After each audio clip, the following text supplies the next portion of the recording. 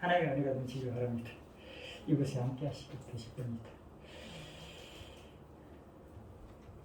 날씨도 추운데 하나님께 나와서 예배 드리신다고 영광 드립니다고 하나님께서 기뻐하시겠습니다.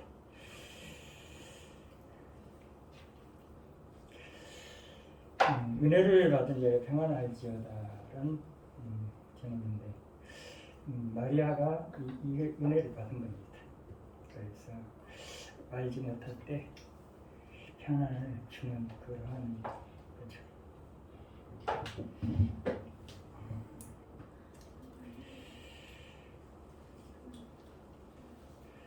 은혜는 하나님의 선물입니다.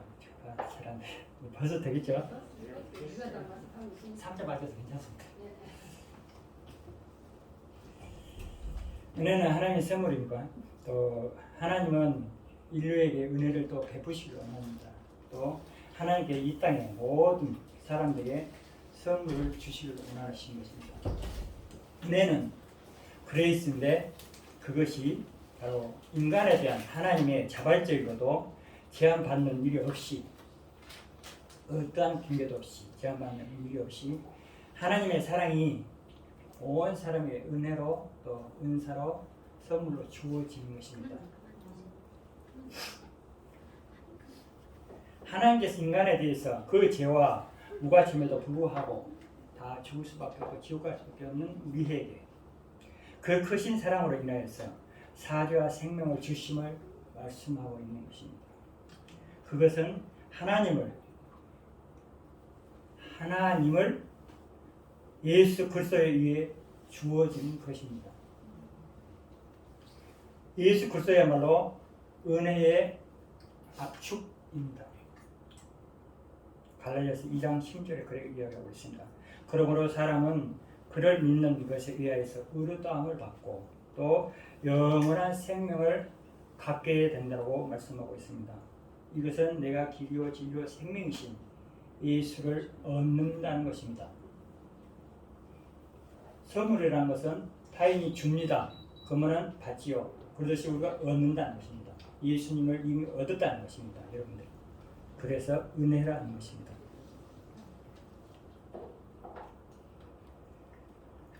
첫 번째로 하나님의 은혜를 받은 자 상고할 것은 우리가 합니다.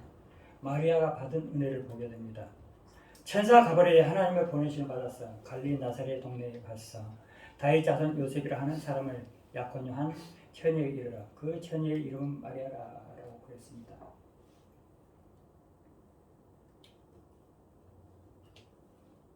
다윗 자손 이제 결혼을 하지 않는데 약혼을 했습니다. 그래서 법적으로 성립이 된 것입니다. 그리고 육적인 관계는 맺지 않았습니다. 그런 관계인데 이런 관계에서 천사가 와서 이런 말을 했을 때 마리아는 좀 의아해했을 겁니다. 천사 가브리엘이 마리아에게 그에게 들어왔어 이르되 은혜를 받은 자여 평안할지다 주께서 너와 함께 하시도다 그랬습니다. 그런 말을 했을 때 그는 이게 무슨 말인지 무슨 뜻인지 이해하지 못했습니다. 평안을 받으라 하니 또 주께서 너와 함께 하신다 하니 이해가 안 가죠. 처녀가 그 말을 듣고 놀라 이럴 때 이 인사가 어찌 되는가 그 생각할 때가 이야기였습니다. 마리아가 이 말을 듣고 한참 고민 끝에 생각한 거예요. 천사가 이르되 마리아야 무서워하지 마라 내게 하나님의 은혜가 임했느니라 라고 말씀하고 있습니다. 보라 처녀가 잉태에 아들을 낳을 것이요 그 이름을 예수라 하라. 그가 큰 자가 되고 지극히 높으시니 아들이라 일컬음 받을 것이요 주 하나님께서 그 조상 다윗의 왕자를 그에게 주시리니 영원히 야곱의 집에서 왕으로 다스리실 것이라 라고 얘기하고 있습니다. 마리아는 무서워했습니다. 두려워했습니다. 갑자기 천사가 나타나서 그런 말을 했을 때 은혜를 받은 자가 평안할지어다 주께서 너와 함께 하신다 그랬지만 두려워했다는 거죠.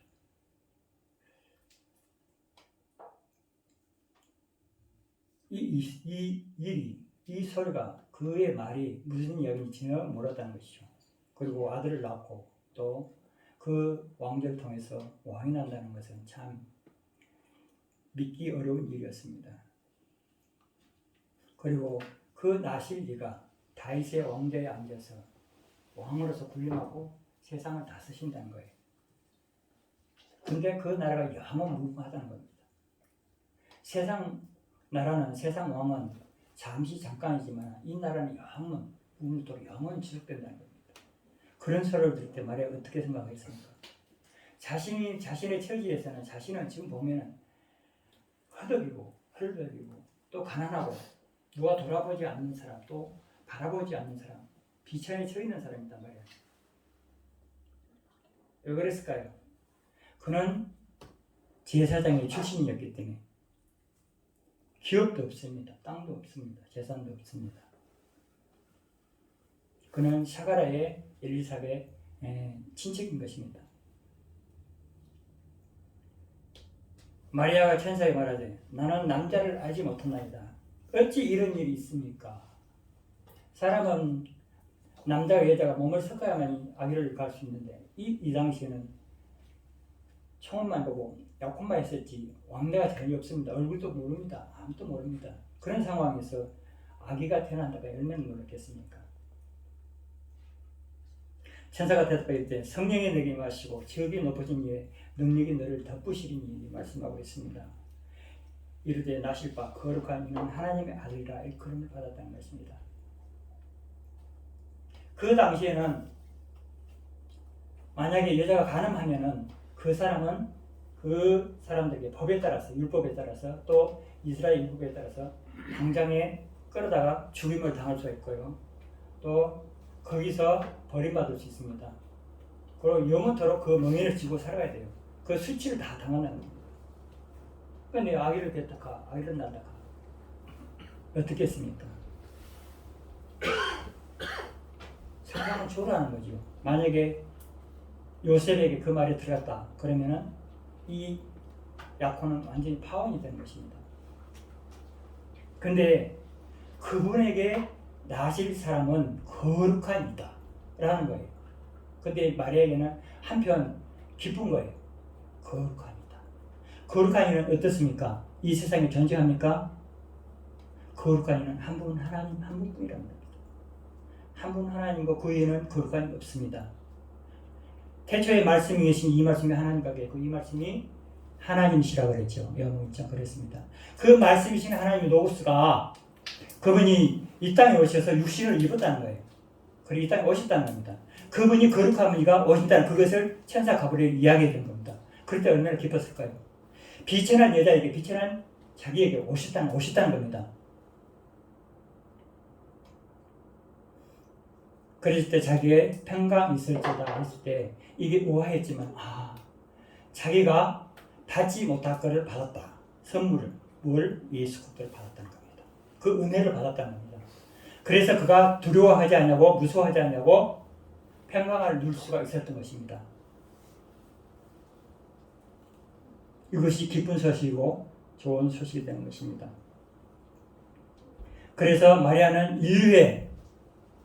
인류의 구원하는 메시아의 어머니로서 알려지게 된 것입니다.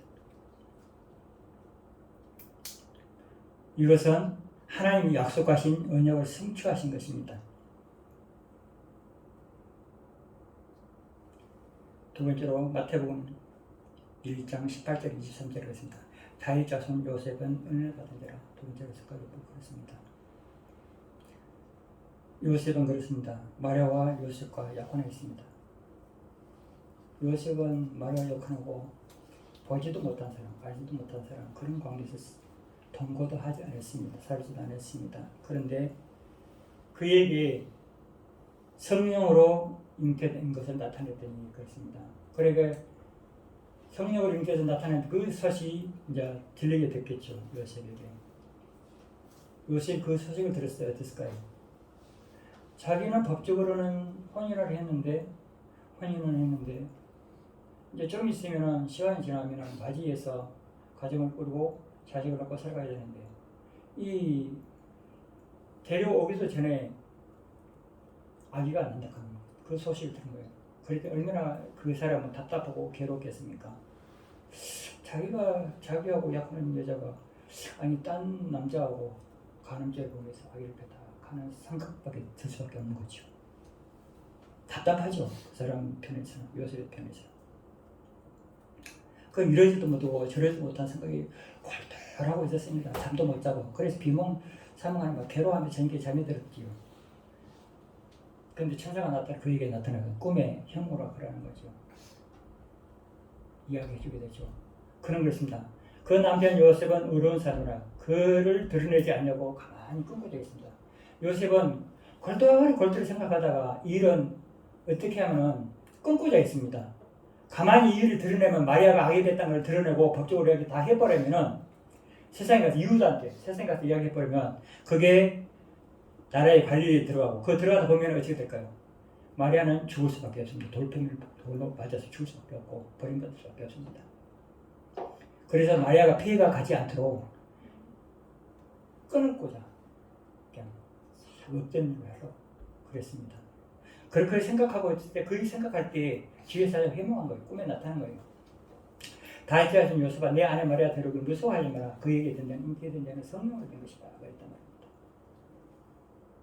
이 무슨 말인지 처음에 이해가 안 갔죠. 그 사람도.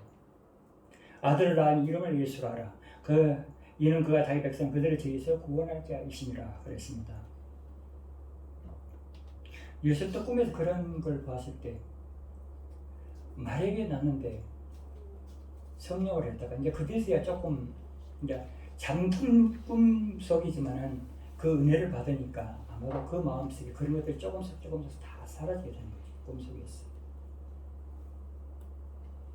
그래서 마리아에게 낳을 그 아이가 예수라 하고 또 그분이 자기를 구원할 자라는 걸 알게 된 겁니다. 또 세상 모든 사람들을 구원할 자라는 걸 알게 된 거죠. 이제 그때부터 요셉은 은혜의 말씀을 받게 된 겁니다. 이 모든 일이 된 것은 주께서 선지자로 하신 말씀을 이루려 하심이라고 했습니다. 다른 뜻도 알고 요셉은 알고 있었습니다. 왜? 다윗 자손 계열의 자손이기 때문에 그렇습니다. 이게 다윗 왕자에 이어서 다윗의 출신인 것입니다. 요셉은. 마리아와는 다릅니다. 마리아는 제사장의 출신이지만 요셉은 다윗 왕자의 그 족속입니다. 그래서 그 집안 출신입니다. 그래서 법적으로는 이게 예수님이 오시기에 부족한 법적으로 오시기에 부족한 딱 정점인 것입니다. 그래서 요셉은 다윗 자손 요셉이라고 할 수 있는 것입니다.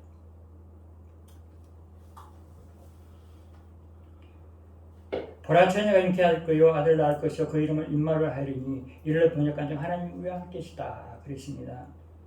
이 말을 들을 때 그는 모든 두려움이 다 사라지고 또 자기가 밤새도록 골똘했던 또 생각했던 또 모든 것을 마리아를 버리고자 했던 것 약혼식을 파월했던 것을 없었던 걸 하려 했던 것을 이 천사를 또 꿈을 통해서 완전히 하나님의 은혜를 받은 것입니다.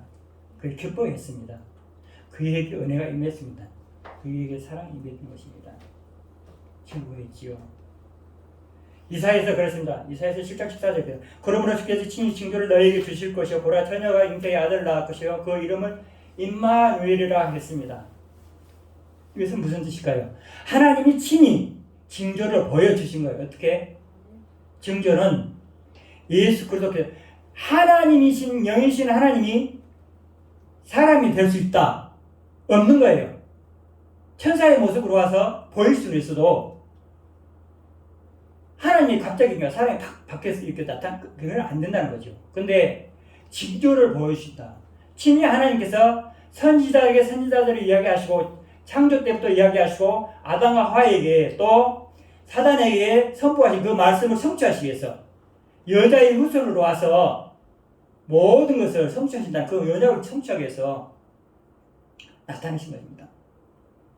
그 하나님이 육신을 입고 오셔서 임마누엘로 와 계시다는 겁니다. 그분이 누구에게? 마리아 안에 몸을 빌려서 안에 임재했다는 겁니다. 그 임재한 그 분을 임마누엘 하나님을 요셉이 그 꿈을 통해서 보았다는 겁니다. 계신 걸 보고 그래 안정감을 누시고 평안을 누리는 그 은혜를 받은 겁니다. 요셉이. 그러므로 말미암아 그가 요셉이 잠에서 깨어서 일어나서 주의 사자에 부응한 대로 행하여서 그 아내를 데려왔고 또 아들을 낳기까지 동참하지 않았습니다. 그리고 아들을 낳음에 예수를 했습니다.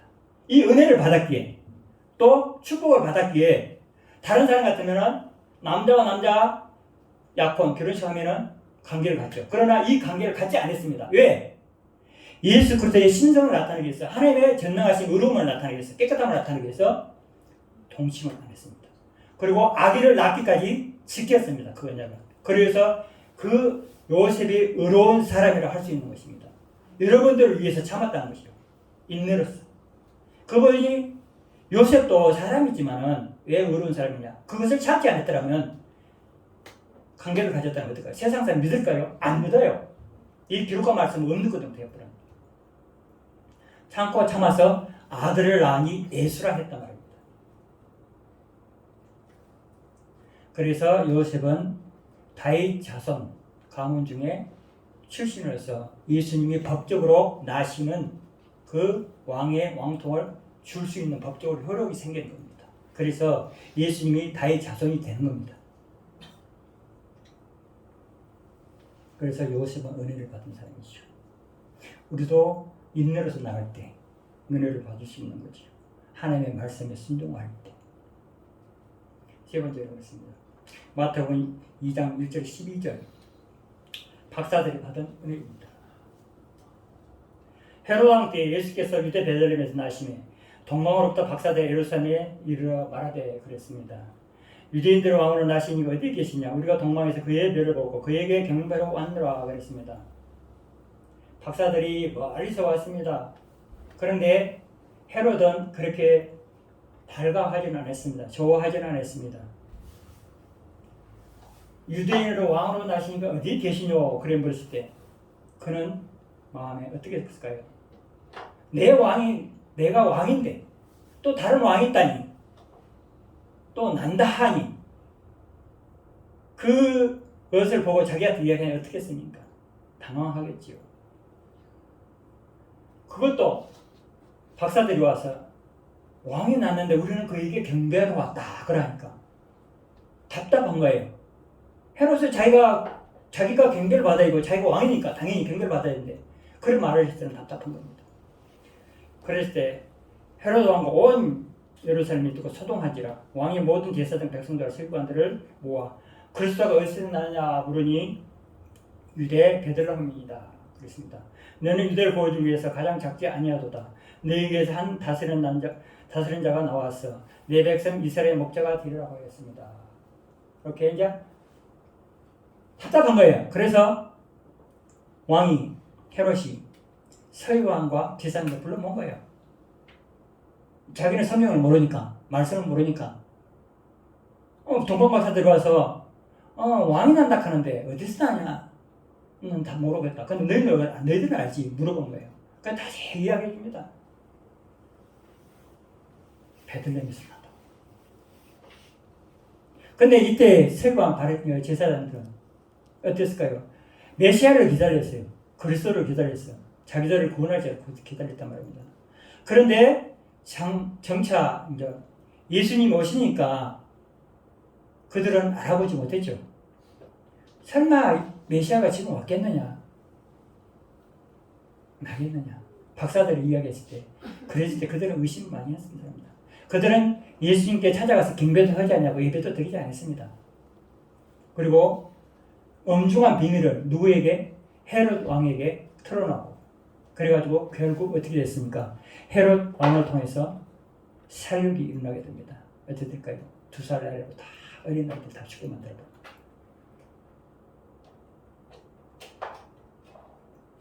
이 헤롯이 가만히 박사들을 불러서 이 별이 나타난 때를 자세히 묻고 그랬습니다.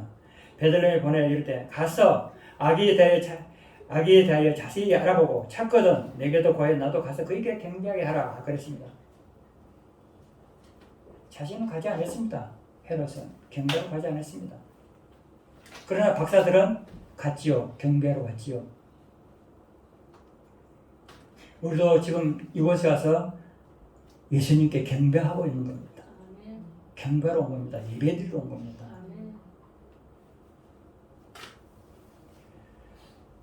박사들이 왕의 말을 듣고 갈새 동방에서 보던 그 별이 문득 앞서 인도하다가 그 있는 곳에 머물러 서 있는지라 그들이 별을 보고 매우 기뻐하였더라 그랬습니다.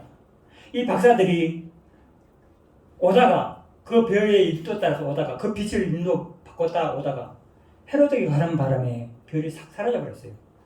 인도만 멈춰버리고. 그러니까 그들에게는 어떻게 됐을까요? 믿음이 떨어졌던 거예요. 처음에는 별을 보고 메시아가 저 어디에서 나겠다는 거, 이게 예루살렘에서 나겠다는 것을 알고 계속 따라온 거잖아요. 믿음을 보고 따라온 거예요. 아, 메시아가 분명히 났다. 그리고 메시아가 오신다는 걸 알고 온 겁니다. 믿음을 가지고 온 겁니다. 그 빛을 보고 온 겁니다. 그런데 동방에서 와가지고 헤롯에게 왔을 때는 어땠을까요? 헤롯에게 모르면 헤롯도 모르는 거예요. 그러니까 그들의 믿음이 완전히 상실하고 잃어버린 거예요. 없어진 거예요. 빛이 사라졌던 거예요.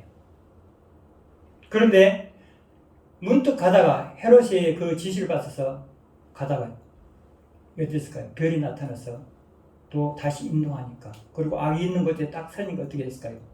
그들의 믿음이 다시 돌아오게 되면 회복되는 겁니다. 처음에 은혜 받았던 때, 두 번째 은혜 받았던 때하고 다른 겁니다. 더 기뻐하고 기뻐했을 겁니다.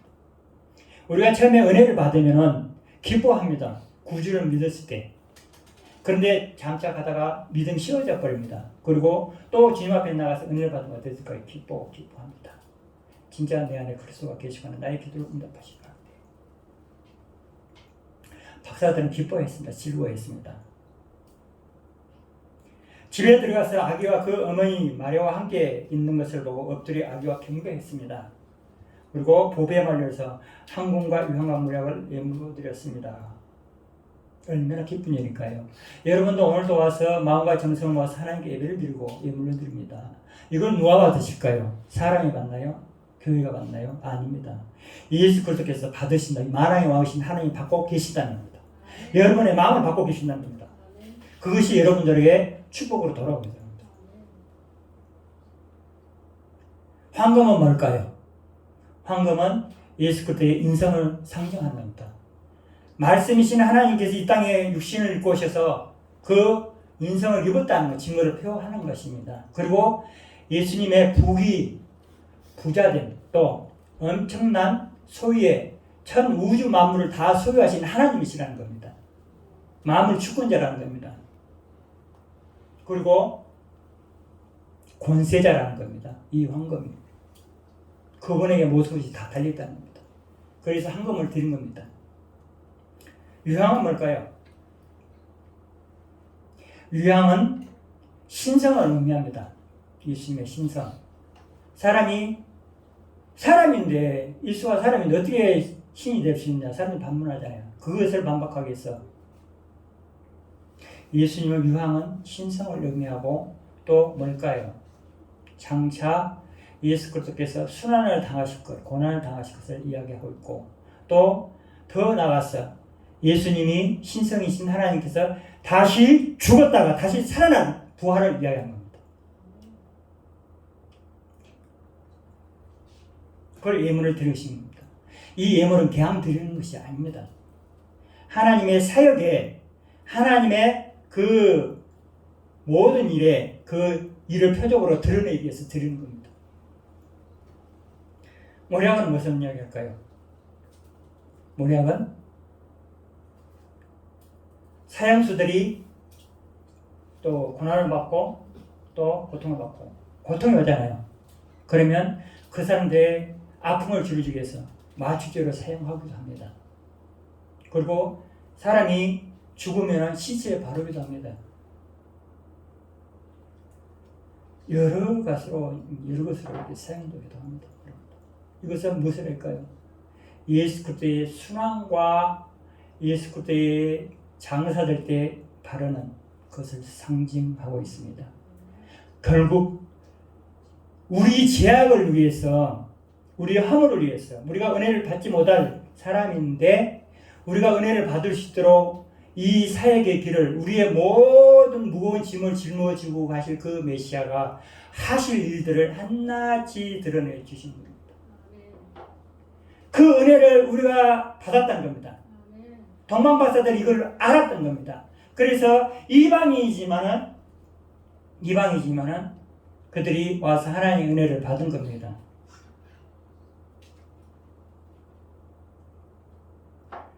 그들은 꿈에 천사들의 지시를 받아서 다른 길로 가라고 했습니다. 그래서 고국으로 돌아갈 수 있었습니다. 헤롯에게 죽음을 당하지 않았습니다. 그래서 은혜를 받은 겁니다. 박사들이 또 얼마나 그거 하겠습니까? 먼 유종을 온 사람이다.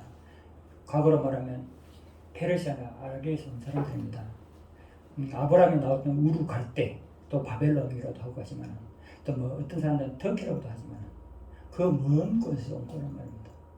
그게 나온 사람 박사들은 성경에서 나온 사람들은 몇 명이라고 3명이라고 하지 않습니다. 몇 명이라고 하지 않습니다. 성경에서 명과 한번보다 3개를 들이켜서 3명이라고 하지만 성경에서는 몇 명이라고 하지 않고 그들이라고 했기 때문에 몇 명인지 모릅니다. 많은 사람들이 왔을 수도 있습니다. 그들이 은혜를 받고 갔을 때 얼마나 기뻤습니까? 구주가 와서 구주께 경배를 했기 때문에 아마 그분들도 아마 천상에 가서 볼 수 있지 않을까요? 누가복음 2장에서 8절 29절을 씁니다. 목자들이 또 받은 은혜를 봅니다. 그 지역에 목자들이 밤에 밖에서 자기 양떼를 치더니 그랬습니다. 주의 사자가 곁에 섰고 또 주의 영광이 그들을 두루 비추시며 크게 무서워하니라. 주의 영광이 비추니까 그들이 두려워하게 되는 거예요.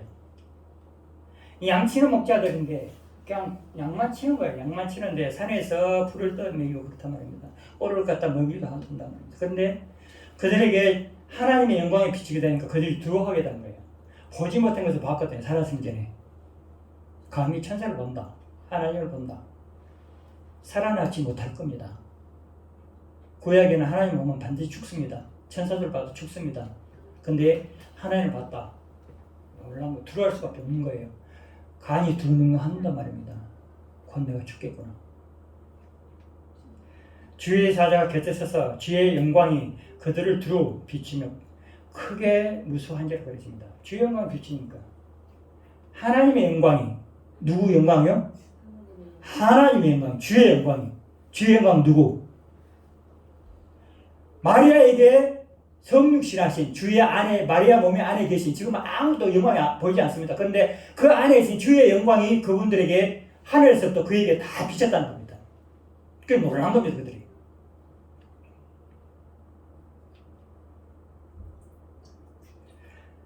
천사가 이르되 무서워하지 마라. 보라 내가 내 온 백성이 미칠 큰 기쁨의 소식을 너에게 전하노라. 오늘 다윗의 동네에 너희를 위해 구주가 나셨으니 곧 그리스도 주시라 그랬습니다. 주의 영광이 그들에게 비쳤는데 다윗 동네에 주가 나시니 그리스도 주시라고. 이상한 거예요. 주는 천상에서 그 영광을 드리는데 어찌 사람의 몸이 있어요? 목자들도 의아했을 겁니다.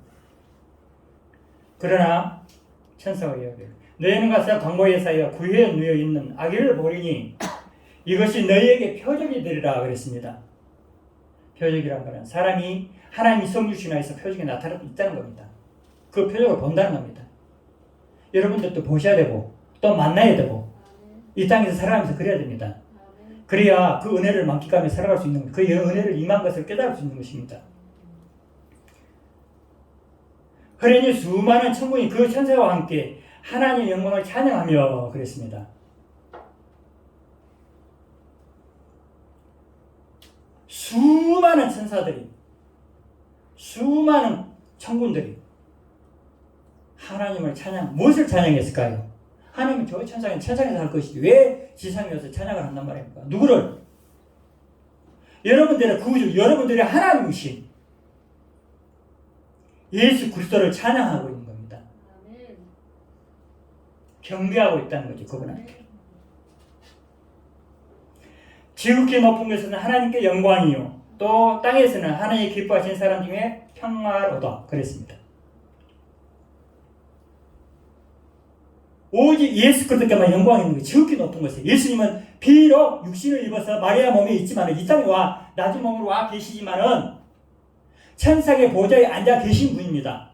스스로 계신 분입니다. 어디에든 다 계신 하나님입니다. 그분이 영광을 받고 계신다는 겁니다.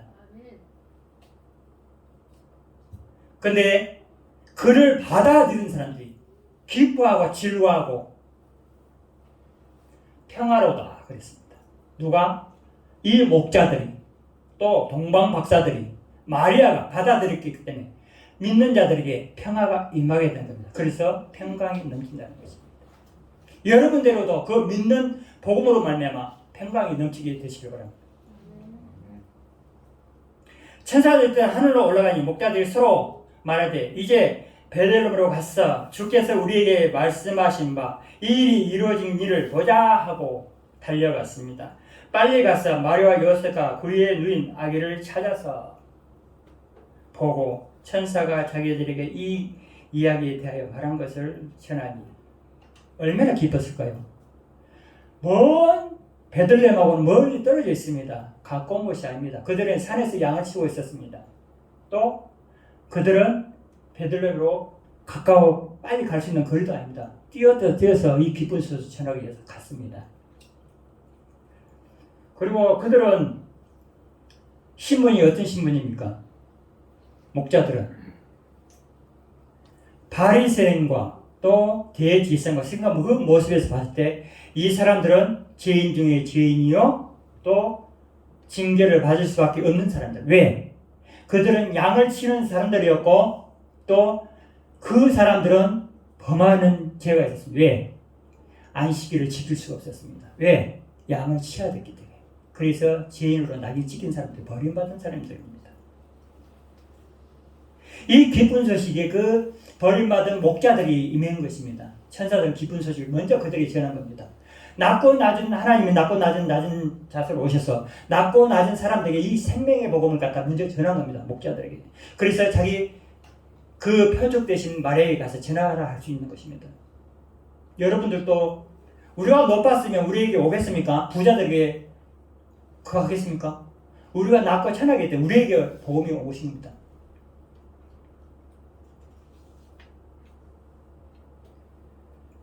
듣는 자가 다 목자들이 그들에게 한 말을 듣고 놀랍게 여길 때 마리아는 이 모든 말을 마음에 새겼다고 했습니다. 목자들이 전해준 그 말을 듣고 새겼습니다. 또 천사가 또 자기에게 아기에 낳을 것을 또 요셉이 또 그 꿈을 통해서 들은 것을 또 목자들이 전해준 것을 마음에 새겼습니다.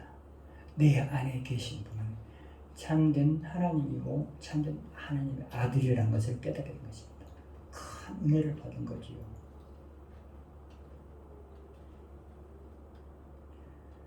목자들은 자기들에게 이르던 바와 같이 듣고 본 그 모든 것으로 인하여서 하나님께 영광을 들고 찬양하며 돌아갔습니다. 그들은 처음 생애로 진정한 하나님께 찬양으로 하나님께 영광을 돌릴 수 있었고 예배를 드릴 수 있었습니다.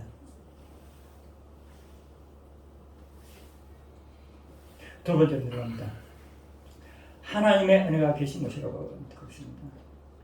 두 번째로 이 땅에 구해 오신 아기 예수님은 하나님의 은혜이며 하나님의 선물인 것입니다. 하나님의 자발적인 사랑에서 발생하신 것입니다. 우리가 원해서 받는 것이 아닙니다. 하나님의 아들이 이스라엘 땅에 오시면 하나님의 은혜인 것입니다. 만약에 한국에 왔다 해보십시오. 그럼 그건 은혜가 아닙니다. 왜? 한국에 온 것은 미국에 온 것은 하나님의 언약이 아니기 때문에.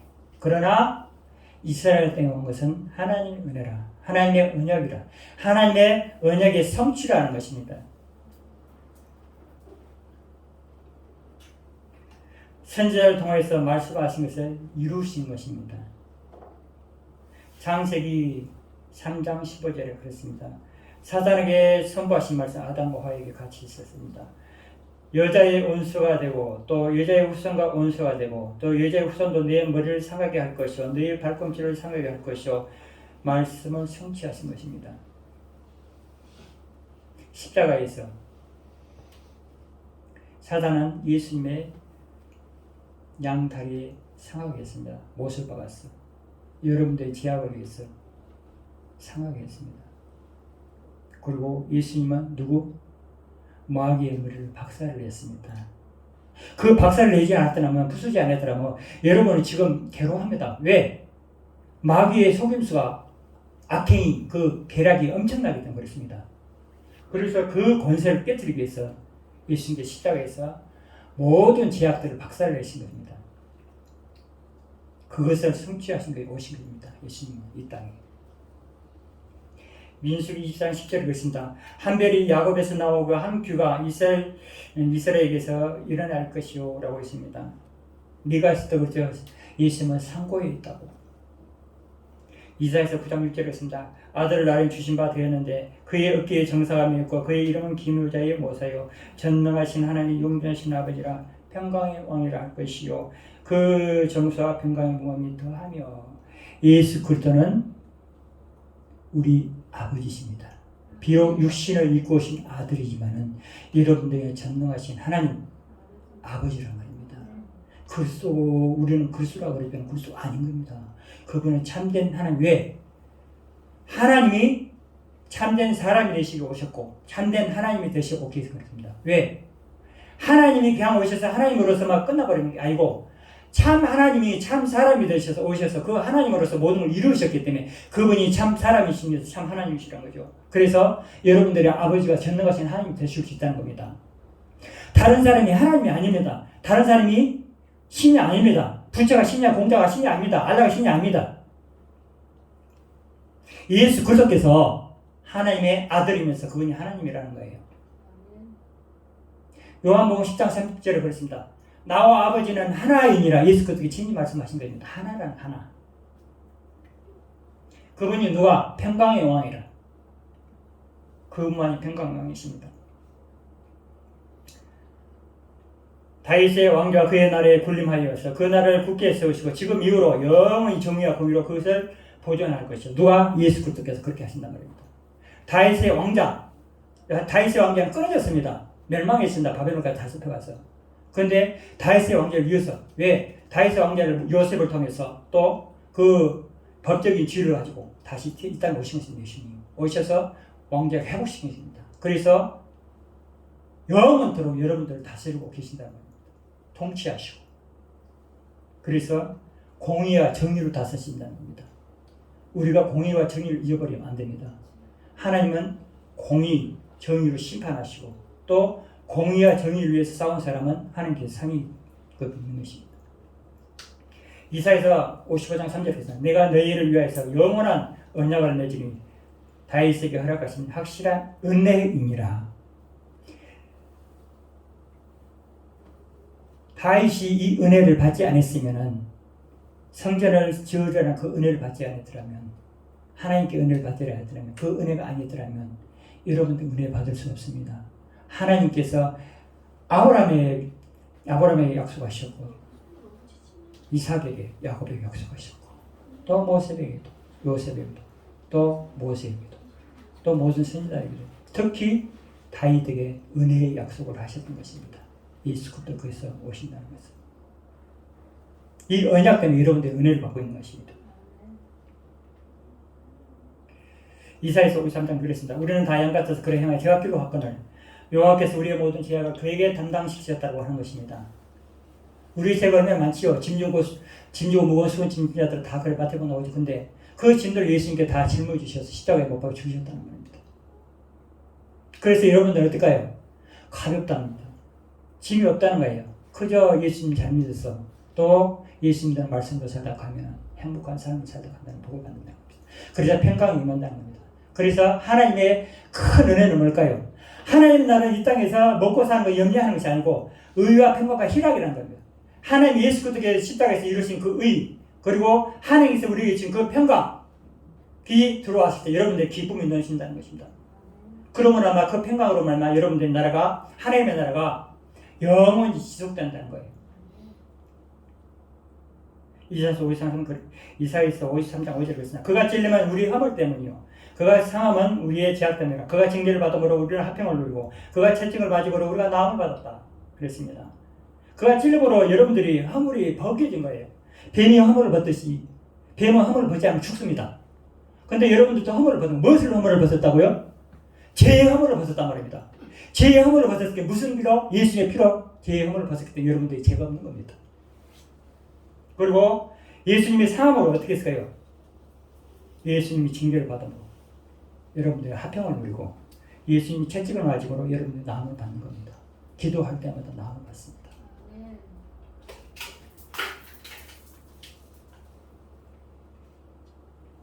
세 번째로 좀 시간이 좀 갑니다. 세 번째로 우리에게 임하신 은혜입니다. 이런 예수님은 우리에게 성령을 임하시기를 원하는 것입니다. 예전에는 성육신에서 임했습니다. 이 땅에 오셨습니다. 그러나 한정되어 있었습니다. 누구에게? 이스라엘 백성에게만, 믿는 자에게만 한정되어 있었습니다. 그러나 우리는 볼 수도 알 수도 없었습니다. 그러나 이제는 예수님은 어떻습니까? 성령으로 우리에게 임하시기를 원한다는 겁니다. 그래서 성령을 이 땅에 보내셨던 것입니다. 예수님이 승천하시고 우리에게. 그리고 성령 이 땅에서 영원히 계시고 계십니다. 예수님은 성령을 우리에게 주시고 믿음으로써 우리 마음에 오시기를 원한다는 것입니다. 다른 어떤 이유로도 오지 않습니다. 믿음으로써 여러분들이 옵니다. 여러분들이 복음을 듣고 복음을 받아들고 믿을 때 그 믿음으로 말미암아 성령이 안에서 들어서 역사하시고 또 예수님이 그 믿음을 통해서 행하신다는 겁니다. 나타내신다는 것입니다. 또 뭐가 될까요? 임마누엘이 되신다는 겁니다.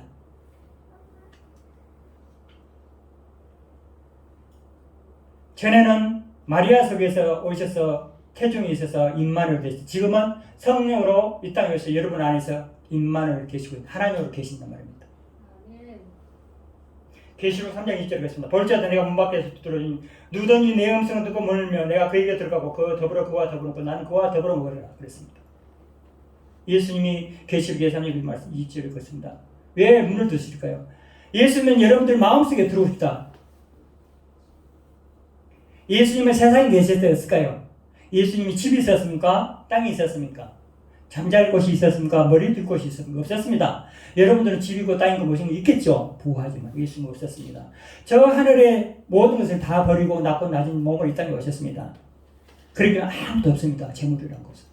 그런데 예수님께서 말씀하죠. 새들도 거처가 있습니다. 여우도 굴이 있습니다. 그런데 예수님은 나는 머리 둘 곳이 없다. 잠잘 곳이 없다는 겁니다. 예수님은 어디에서 기도했나요? 맨날 감람산에 가서 기도했습니다. 말씀을 선포했습니다. 그런 예수님이 세상에 답답하신 것입니다. 누구에게도 어떤 사람에도 가고 싶은데 들어가고 싶은데 들어가지 못한 거예요. 왜? 육신에 가로막혀 있기 때문에 예수 육신을 입고 있기 때문에 들어가지 못한 거예요. 답답한 거예요. 그래서 예수님은 그랬습니다. 문 밖에서 들으니 누구든지 내 음성을 듣고 문을 열면 내가 그에게 들어가리라. 이 말씀은 복음을 듣고 여러분들이 회개함으로 내가 죄인을 알고 회개함으로 깨달음으로 그 복음을 받아들고 예수님을 초빙하면 예수님이 들어가시겠다는 겁니다. 그래서 영접하는 자, 그 이름 있는 자에게 하나님의 자녀가 되는 권세를 주셨다는 거예요. 그리고 여러분들이 자녀가 될 수 있는 겁니다. 여러분들이 진정 자녀가 되는 권세를 받으시길 바랍니다. 로마서 10장 9절에 했습니다. 내가 만일 내 입으로 예수를 주의라 신하며 또 하나님께서 그를 죽은 자 가운데서 살신 것을 믿어 마음에 믿으면 구원을 받으라 그랬습니다. 핵심이 교리지만은 예수님께서 나의 주가 되신 것과 하나님 아버지께서 예수님이 십자가에 죽으셔서 장사하셨는데 4일 만에 죽은 자 가운데서 살린 것을 그 복음을 받아들이면은 받아들이고 마음에 믿는 의에 이르고 또 입으로 시인하며 사람들한테 시인하며 그분이 구원의 완성이 된 것입니다. 그래서 여러분들은 예수님을 증거하고 입으로 시인해야 되고 가서 전해야 되고 전도해야 되는 사명이 있는 것입니다. 그냥 있는 것이 아닙니다. 전도하지 않으면 시인이 안 되는 거예요. 왜? 나만 예수님 딱 가만히 있으면 그게 안 되는 거예요. 타인에게 안 믿는 자에게 가서 내가 예수님을 믿으니까 나도 구원받아서 당신도 믿으세요. 마음으로 믿고 입으로 시인해서 전도도 해야 된다는 겁니다. 말로만 예수님 그거는 아닙니다. 사람이 마음으로 믿어서 의에 이고 입으로 신하여 구원에 이른단 말은 주님의 진리이고 사도들이 우리에게 주신 말씀이고 또 바울 사도가 말씀하신 말씀입니다. 성령을 통해서 성령님의 말씀이십니다. 살아계신 말씀입니다. 하나님의 말씀은 살리는 것이 영이니 육은 무익하다겠습니다. 예수님께서 그렇죠. 내가 너희에게 이런 말이 영이요 생명이라. 예수님께서 하신 말씀 한마디가 영이라면 성령이라면 하나님이란 말입니다. 그 말씀이 생명이란 말입니다. 여러분들이 목사님이 말씀하실 때는 그 말씀을 받아들일 때 마음으로 받아들이면 믿으면 돼요. 믿으면 되면 그 말씀이 여러분들에게 생명이 되고 하나님이 임재하신다는 거예요. 우리가 보기에는 말씀인데 아무도 아니겠지. 그게 아닙니다. 하나님 영적 세계에서는 다른 것입니다. 그게 여러분들의 일용할 양식이 되는 것입니다. 육의 양식도 먹어야 되는 일용 양식이 날마다 그게 된다는 거죠. 에베소 3장 17절에 그랬습니다. 믿음으로 하나 그리스도께서 너희 마음속에 계시게 하십시고 예수님은 우리 마음에 들어오시기 원한다는 거죠. 갈라디아서 2장 20절에 내가 그리스도와 함께 십자가에 못 박혀 죽은 날 그런지 이제는 내는 것이 사는 것이 아니요 오직 내 안에 그리스도께서 사신 것이니 이제는 내가 육체 가운데 사는 것을 나를 사랑하사 자기 몸을 주신 하나님의 아들 믿는 믿음으로 여러분들에게 계신다는 거예요. 믿지 않으면 없습니다. 진정 여러분들 마음속에 믿음이 있습니까? 믿음이 없으면 믿음을 키우십시오. 겨자씨 믿음보다 더 키우십시오. 겨자씨 믿음 안에서 살아납니다 했습니다. 그러나 조금 믿음은 다 있고 계실 겁니다. 믿음 없는 사람은 예수님을 믿지 못한다. 그러나 믿음이 있기 때문에 예수님을 믿는 것입니다. 그러나 믿음을 키워야 되고 여러분들이 구하셔야 되는 겁니다. 여러분들이 구하지 않는데 기도하지 않는데 믿음이 오지 않습니다. 예수님은 제자들이 믿음이 들 때 기도했습니다. 베드로가 믿음이 들 때 기도했습니다. 예수님이 여러분들 마음속에서 영적으로 기도할 수 있도록 여러분들이 기도해야 된다는 거죠. 믿음을 구해야 된다는 거죠. 요한복음 6장 56절에 그렇습니다. 내 살아놓고 내 피를 마신 자는 내 안에 걸고 나도 그의 안에 거한다. 진리입니다. 왜? 예수님의 살아놓고 피를 마신 자는 주님 안에 거합니다. 예수님 안에 거하는, 우리가 예수님 안에 거하는 겁니다. 예수님이 또 우리 안에 거하신다. 이것은 무슨 말일까요? 예수님이 살을 찢고 피를 흘리셨습니다. 근데 여러분들 그 피를 예수님은 땅에다 쏟았을까요? 아니에요. 영적으로 여러분들이 주었습니다. 살을 주었고 피를 주었습니다. 언제? 십자가에서. 근데 그거를 여러분들 기념하고 있습니다. 어디서? 성찬시대. 여러분들 살을 먹지 않습니까? 여러분들 피를 마시지 않습니까? 예수님 안에 거하는 것이고 예수님 여러분 안에 계신다는 겁니다. 그럼 믿어야 된다는 겁니다. 믿음이 더 확신해야 된다는 거죠. 요한복음 5장 24절은 내가 진실로 너희에게 있니 나를 믿고 또 내 보내심을 믿는 자는 영생을 얻었고 심판에 이르지 않니 사망에서 생명을 옮겼다는 것입니다. 십자가의 도를 믿는 자는 영생을 얻은 것입니다. 심판이 없습니다. 간혹가다 목사님들 심판 아닙니다. 그 착각하지 마십시오. 예수님을 진정으로 믿는 자는 받아들인 자는 심판이 없습니다. 천국에서 상급만이 있습니다. 무슨 상급? 행위상급. 행위상급 문제입니까? 여러분들이 세상에서 예수님을 대접하죠. 사랑으로 한다 하죠. 그죠? 사랑으로 막 해요. 그러면은 그 상급이 쌓이겠죠. 천국에. 그죠? 그런 사랑이 아니라는 겁니다. 내가 사랑으로 남을 이웃을 막 사랑으로 준다고 해서 그것이 진정한 사랑으로서 그 천국에 구원을 받아서 천국에 상급이 쌓인 것이 아니고 그 사랑이 아니고 진정한 사랑은 예수 그리스도께서 나를 위해서 죽으시고 나를 위해서 몸버리신 그거를 믿어드릴 때 깨닫고 회개하고 받을 때 그 사랑이 임하게 되는 겁니다. 임하게 받을 때 예수 그리스도 나를 위해 죽으시고 나는 죄인이라는 것을 완전히 시인하게 되고 또 나는 은혜가 아니면 살 수 없다는 것. 은혜를 받았지만 은혜가 아니면 살 수 없다는 것. 그리고 그 예수님께서 나를 그만큼 사랑하셨는데 그만큼 많이 사랑하셨는데 우주를 벌받고 하늘을 벌받고 그 은혜로 사랑하셨는데 사랑했기 때문에 그 사랑으로 이웃을 사랑하고 하나님을 사랑했을 때 그것이 진정한 구원받음의 그 강도를 나타내면 이거를 신하게 되면 그 사람이 확신을 가질 수 있는 그 은혜가 되면 또 하늘에서 상급이 쌓일 수 있는 겁니다. 행위를 잘 구현해야 됩니다. 우리가 행위를 해서 구원한 거하고 다릅니다. 예수님의 그 사랑으로 와서 다릅니다. 여러분들 잘 기억하셔야 됩니다. 그래서 여러분들은 사망에서 생명을 얻으러 과거에는 여러분들이 사망에 머물러 있었어요. 누구에게? 사단에게 잡혀가 있었습니다.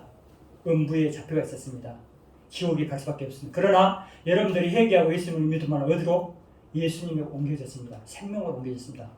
예수님을 받았기 때문에 예수님 안에 거하고 영원히 천국에서 사는 생명이 됐다는 것입니다. 하늘의 신분까지 적용합니다. 그러므로 예수님께서 옮기신 것입니다. 그냥 하신 것이 아닙니다. 우리 힘으로 능력으로 된 것이 아닙니다. 예수님의 그 은혜가 여러분들이 임했기 때문에 그 은혜로 말미암아 여러분들 복을 받고 계신 겁니다. 그래서 성탄절, 참된 성탄절이 된 것입니다. 오늘이 여러분들을 위해서 오셨다는 것이요. 영원한 생명을 얻은 것입니다. 예수님을 얻었다는 것입니다. 영원한 생명은 내 마음속에 예수님 모실 때 예수님을 얻은 겁니다. 예수님을 얻지 못했다면 생명이 없는 겁니다. 예수님과 길이요 진리요 생명이기 때문에 그것이 하나님의 은혜의 선물입니다. 시간 좀 지나갔습니다. 죄송합니다. 이제 결론을 할게요. 예수님을 믿는 것입니다. 그는 진리요 생명이기 때문입니다. 예수님이 아니고는 누구에게도 하나님께 갈 수 없습니다. 예수님을 통해서 예수님 안에 계신 하나님께 갈 수 있습니다. 요한 사도가 그랬습니다. 요한 3장에 그랬습니다. 뭐라고 했습니까? 참된 하나님은 예수 그리스도 안에 있는 것이니 그분은 참 하나님이시요 참 영생이라고 그랬습니다. 오직 예수 그리스도 안에 여호와께서 계신다는 거죠. 하나님이 계신다는 거죠. 결론을 내고 마칩니다.